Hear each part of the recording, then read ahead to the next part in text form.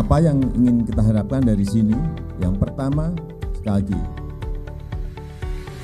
biaya logistik kita bisa bersaing dengan negara-negara lain. Artinya daya saing kita, competitiveness kita akan menjadi lebih baik.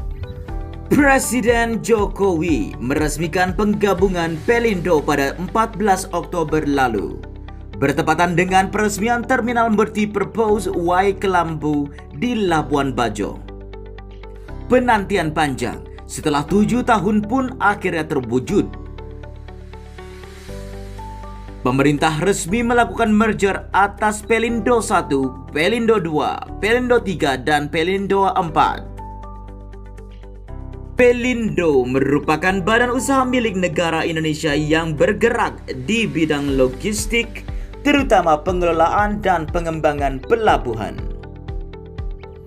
Proses menggabungkan 4 kekuatan besar operator bisnis pelabuhan di Indonesia, pemerintah selaku pemegang saham memerlukan waktu, pertimbangan, kajian yang cermat, dan penuh kehati-hatian. Lalu, apa saja sih sebenarnya alasan yang mendasari dilakukannya merger Pelindo? Pertama, hanya akan ada satu entitas BUMN pelabuhan, yaitu PT Pelabuhan Indonesia Persero atau Pelindo. Kedua, bisnis dan operasional pelabuhan akan memiliki standar yang sama di seluruh penjuru Indonesia. Ketiga, memudahkan pemerintah berkoordinasi dengan satu BUMN pelabuhan secara nasional. Keempat, pengembangan konektivitas untuk hinterland ke depannya menjadi lebih terkoordinasi. Dari proses merger Pelindo, ada 4 fakta menarik yang bisa kita cermati bersama.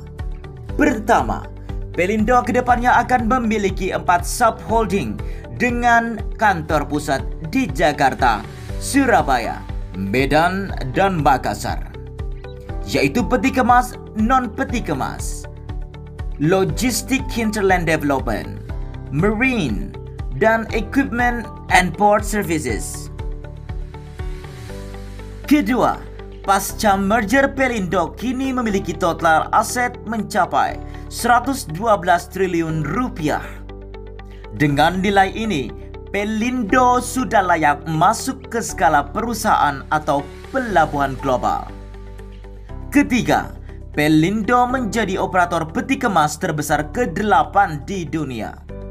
Keempat, merger Pelindo memiliki 3 objektif utama, yaitu meningkatkan skala usaha, menguatkan ekosistem pelayanan logistik, dan memaksimalkan alur konektivitas layanan dengan menerapkan acuan standarisasi. Pasca merger, Pelindo akan membentuk 4 klaster bisnis atau subholding untuk anak perusahaan yang dimiliki Pelindo. Subholding dibentuk berdasarkan kategori bisnis. Keempat subholding tersebut adalah peti kemas, non-peti kemas, logistik dan hinterland development, dan marine equipment and port services. Ada 3 tahap mergerisasi Pelindo yang berlangsung selama 5 tahun ke depan. Pada tahap pertama, meliputi reorganisasi perusahaan dan pengembangan budaya terintegrasi yang akan dilakukan pada tahun 2021 hingga 2022.